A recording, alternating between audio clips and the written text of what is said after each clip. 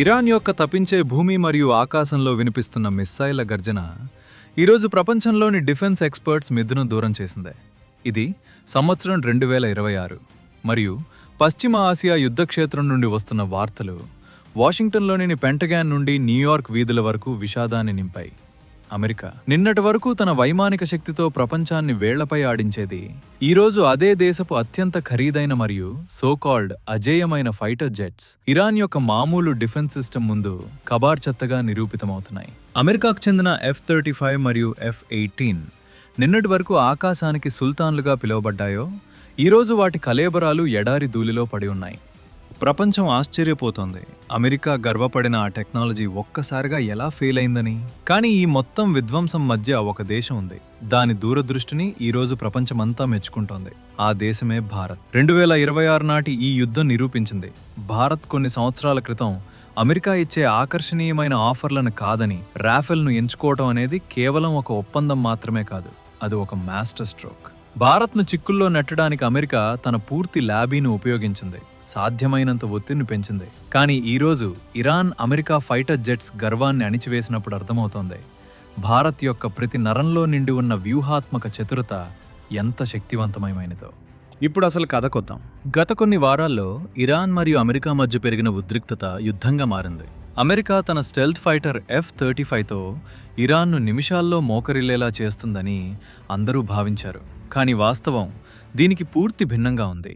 Iran తన స్వదేశీ technology మరియు రష్యా చైనాలతో కలిసి రూపొందించిన ఎయిర్ డిఫెన్స్తో అమెరికా గర్వాన్ని ముక్కలు చేసింది. బుధవారం నాటి ఆ నల్లని ఉదయాన్ని ఎవరూ మర్చిపోలేరు. ఇరాన్ అమెరికా యొక్క అత్యంత నమ్మకమైన F-16ను కూల్చివేసిందన్న వార్త వచ్చినప్పుడు దశాబ్దాలుగా అమెరికా ప్రపంచవ్యాప్తంగా బెస్ట్ సెల్లర్గా అమ్ముతున్న విమానం ఇదే. విషయం కేవలం F-16తో ఆగిపోలేదు. ఆ తరువాత జరిగినది అమెరికా ఆర్థిక మరియు సైనిక వెన్నెముకను విరిచేసింది. ప్రపంచంలోనే అత్యంత ఖరీదైన యుద్ధ విమానం. దీని ఒక విమాన ప్రయాణ ఖర్చు కోట్లలో ఉంటుంది. F-35 లైట్నింగ్ దానిని కూడా ఇరాన్ రేడార్ గుర్తించడమే కాకుండా కూల్చివేసింది. మీరు ఆలోచించండి, ఏ విమానాన్ని ప్రపంచంలోనే అత్యంత ఆధునిక స్టెల్త్ విమానం అన్నారో, ఏ రేడార్ కూడా దీన్ని చూడలేదని క్లెయిమ్ చేశారో అది ఈరోజు మట్టిలో కలిసిపోయింది. ఇరాన్ తన లో కాస్ట్ వార్ఫేర్ అంటే చవకైన టెక్నాలజీతో అమెరికా యొక్క $1 బిలియన్ ప్రాజెక్టులను ఆటబొమ్మలుగా మార్చేసింది. ఇక్కడే కథలో ట్విస్ట్ వస్తుంది. మీకు గుర్తే ఉంటుంది, కొన్ని సంవత్సరాల క్రితం భారత్ తన వైమానిక దళం కోసం కొత్త ఫైటర్ జెట్స్ వెతుకుతున్నప్పుడు అమెరికా భారత్ వెంటపడింది. ట్రంప్ అడ్మినిస్ట్రేషన్ నుండి అమెరికన్ డిఫెన్స్ ల్యాబీ వరకు అందరూ భారత్కు రాఫెల్ పనికిరాదని, మా F-16 తీసుకోండి, మా F-18 సూపర్ హార్నెట్ తీసుకోండి అని నచ్చజెప్పారు. చివరకు F-35 లాంటి కొత్త పేరు పెట్టి పాత సరుకును మెరిపించడానికి కూడా ప్రయత్నించారు. భారత్ను తన బానిస డిఫెన్స్ చైన్లో భాగంగా మార్చాలని అమెరికా కోరుకుంది. కానీ భారత్ ఏం చేసింది? భారత్ స్పష్టంగా చెప్పింది, మాకు మీ మార్కెటింగ్ వద్దు, మాకు రిజల్ట్ కావాలి. భారత్ ఫ్రాన్స్ యొక్క రాఫెల్ని ఎంచుకుంది. ఆ సమయంలో అమెరికా చాలా ప్రాపగాండా వ్యాపింపజేసింది. రాఫెల్ ఏదో పాత కబార్ లాగా, భారత్ చాలా పెద్ద తప్పు చేసిందన్నట్లు అమెరికన్ మీడియాలో వార్తలు వచ్చేలా చేశారు. ఈరోజు 2026లో ఇరాన్ యుద్ధం ఆ అమెరికన్ వాదనలన్నింటినీ తుత్తునియలు చేసింది. అమెరికా యొక్క F-18 సూపర్ హార్నెట్లు ఇరాన్ యొక్క సామాన్య మిసైళ్లకు బలైపోతున్నప్పుడు భారత ప్రధానమంత్రి మరియు రక్షణ నిపుణులు రాఫెల్ను ఎంచుకుని ఎంత పెద్ద నిర్ణయం తీసుకున్నారో ప్రపంచానికి అర్థమవుతుంది. యుద్ధాలు ప్రకటనలతో కాదు, ధైర్యం మరియు సరైన టెక్నాలజీతో గెలుస్తారని ఇరాన్ ఈ యుద్ధంలో ఒక పెద్ద పాఠం నేర్పింది. అమెరికా తన ఆయుధాలను టెక్నాలజీ కంటే ఎక్కువగా ఒక బ్రాండ్ లాగా అమ్ముకుంది. యాపిల్, ఐఫోన్ లాగే అమెరికా జెట్స్ కూడా హంగులు ఎక్కువ, పని తక్కువ. ఇరాన్ దగ్గర పెద్ద ఎయిర్ ఫోర్స్ లేదు, కానీ వారి దగ్గర ఖచ్చితమైన లక్ష్యాలను ఛేదించే డ్రోన్లు మరియు మిస్సైళ్లున్నాయి. అవి నేరుగా శత్రువు యొక్క బలహీనమైన పాయింట్పై దాడి చేస్తాయి.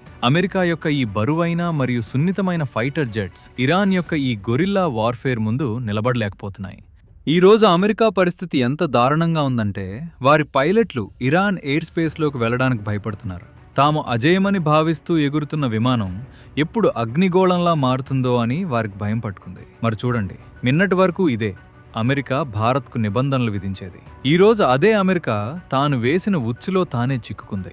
దాని ఆర్థిక పరిస్థితి తలకిందులవుతోంది. ఎందుకంటే ఒక F-35 పడిపోవడం అంటే వేల కోట్ల రూపాయలు బూడిదవడం. అదే సమయంలో ఇరాన్ యొక్క చవకైన డ్రోన్లు మరియు మిస్సైళ్లు కేవలం కొన్ని లక్షల రూపాయలతో అమెరికా ఆట ఆడిస్తున్నాయి. భారత్ విషయానికొస్తే రాఫెల్ ఈ రోజు కూడా హిమాలయ శిఖరాల నుండి సముద్రపు అలల వరకు భారత్ యొక్క అత్యంత నమ్మకమైన యోధుడిగా నిలిచింది. రాఫెల్ యొక్క కాంబాట్ ప్రూవెన్ టెక్నాలజీ అంటే అది అసలైన యుద్ధంలో రాటుదేలి వచ్చింది, కేవలం ల్యాబ్లు మరియు ప్రకటనల్లో కాదు. రాఫెల్ పాకిస్తాన్ను వణికించినప్పుడే ప్రపంచానికి దాని సత్తా అర్థమైంది, కానీ అమెరికా మాత్రం తన మార్కెటింగ్లోనే ఉండిపోయింది. భారత్ ఒకవేళ ఆ సమయంలో అమెరికా ఒత్తిడికి లొంగి F-16 లేదా F-18 కొనుగోలు చేసి ఉంటే ఈరోజు మన భద్రత కూడా ప్రమాదంలో ఉండేదని ఇరాన్ ఇప్పుడు ప్రపంచం ముందు నిరూపించింది. ఆలోచించండి, భారత్ ఒకవేళ అమెరికా మాట విని ఉంటే ఈరోజు అమెరికా ఎదుర్కొంటున్న ఆ సాంకేతిక లోపాలతో మనము కూడా పోరాడుతూ ఉండేవాళ్ళం. అమెరికా విమానాల్లో అతిపెద్ద సమస్య ఏమిటంటే వాటి కంట్రోల్ వాషింగ్టన్ చేతుల్లో ఉంటుంది. అమెరికా అనుకుంటే ఒక బటన్ నొక్కి మీ విమానాన్ని పనికి రాకుండా చేయగలుగుతారు. భారత్ లాంటి సార్వభౌమ దేశం అటువంటి బానిసత్వాన్ని ఎన్నటికీ అంగీకరించదు. అందుకే భారత్ మేక్ ఇన్ ఇండియా మరియు ఫ్రాన్స్తో నో స్ట్రింగ్స్ అటాచ్డ్ ఒప్పందానికి ప్రాధాన్యత ఇచ్చింది. ఈ రోజు మన గుండె గర్వంతో నిండి ఉంది, ఎందుకంటే మనం సరైన సమయంలో సరైన నిర్ణయం తీసుకున్నాం.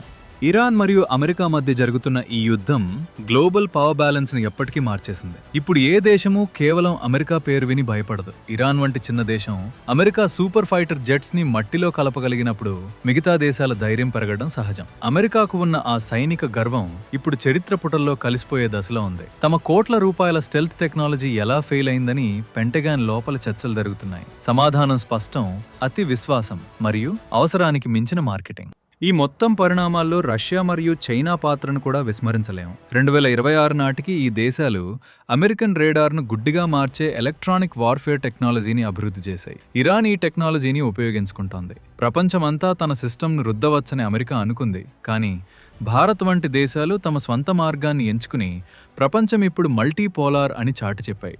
మనం ఏ ఒక్క మహాశక్తికి అనుచరులుగా ఉండము. మన సైన్యం, మన నిర్ణయాలు మరియు మన భద్రత అన్నీ మన చేతుల్లోనే ఉన్నాయి. ఇప్పుడు భారత్లో ఉండి రాఫెల్ డీల్పై ప్రశ్నలు లేవనెత్తిన వారి గురించి మాట్లాడదాం. ఈరోజు వారందరికీ నోలు మూతపడ్డాయి. రాఫెల్ ఖరీదైనది అని అన్నవారు ఈరోజు అమెరికా యొక్క కూలిపోయిన F-35 శిథిలాలను చూడాలి. ధర ఎక్కువగా ఉన్నది ఖరీదైనది కాదు. అవసరమైనప్పుడు పనికి రాకుండా శత్రువు ముందు కుప్పకూలిపోయేదే ఖరీదైనది. రాఫెల్ ఈరోజు కూడా నిలబడింది, కానీ అమెరికా విమానాలు కూలిపోతున్నాయి. ఒక విజనరీ లీడర్షిప్కు మరియు కేవలం కాగితాలకే పరిమితమైన ప్రభుత్వానికి మధ్య ఉన్న తేడా ఇదే. భారత వైమానిక దళం ఈరోజు 2026లో ప్రపంచంలోనే అత్యంత ప్రమాదకరమైన శక్తుల్లో ఒకటిగా ఉంది.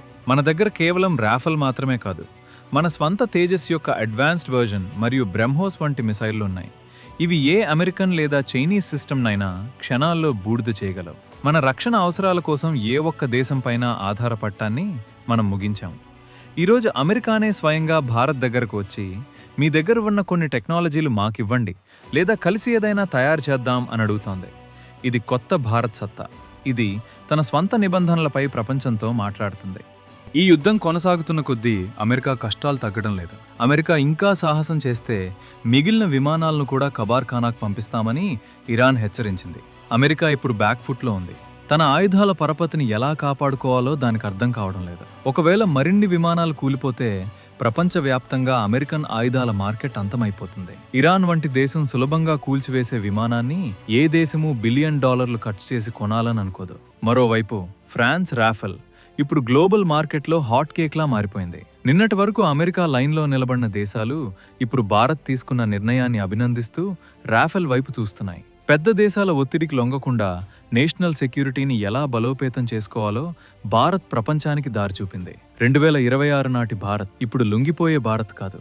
ఇది సరైనది మరియు తప్పు మధ్య తేడాను ప్రపంచానికి నేర్పించే భారత్. ఈ యుద్ధం క్లైమాక్స్ ఇంకా బాకీ ఉంది. ఇరాన్ దగ్గర ఇంకా చాలా కార్డులున్నాయి. అటు అమెరికా కూడా తన గౌరవాన్ని కాపాడుకోవడానికి ఏదైనా పెద్ద అడుగు వేయొచ్చు. కానీ ఒక విషయం మాత్రం స్పష్టం: ఫలితం ఏదైనా సరే అమెరికన్ ఫైటర్ జెట్స్ యొక్క ఆ అజేయమైన భ్రమ ఎప్పటికీ చెదిరిపోయింది. మన స్వేచ్ఛను మరియు మన అభిరుచిని పైన ఉంచిన రోజే భారత్ విజయం సాధించింది. ఈ రోజు మన పైలట్లు సురక్షితంగా ఉన్నారు, మన ఆకాశం సురక్షితంగా ఉంది మరియు మన నిర్ణయం చరిత్రలో సరైన పుటలో నమోదైంది. ఇరాన్ భూమిపై మండుతున్న అమెరికన్ విమానాల శిథిలాల నుండి ఒక కొత్త పాఠం వస్తోంది.